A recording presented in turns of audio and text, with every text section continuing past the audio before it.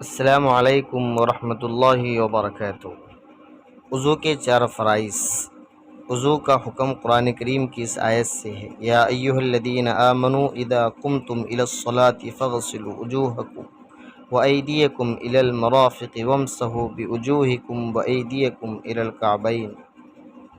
اے ایمان والو، جب تم نماز کے لیے کھڑے ہونے کا ارادہ کرو تو اپنے چہرے کو دھو، اپنے دونوں ہاتھ کوہنی سمیت دھو اور سر کا مسح کرو اور دونوں پاؤں ٹخنے سمیت دھو۔ تو وضو کے چار فرائض ہیں جن کے بغیر وضو نہیں ہو سکتا۔ نمبر 1، پورا چہرہ دھونا۔ نمبر 2، دونوں ہاتھ کوہنی سمیت دھونا۔ اور نمبر 3، چوتھائی سر کا مسح کرنا۔ نمبر 4، دونوں پاؤں ٹخنوں سمیت دھونا۔ یہ کل وضو کے چار فرائض ہیں جس کے بغیر وضو نہیں۔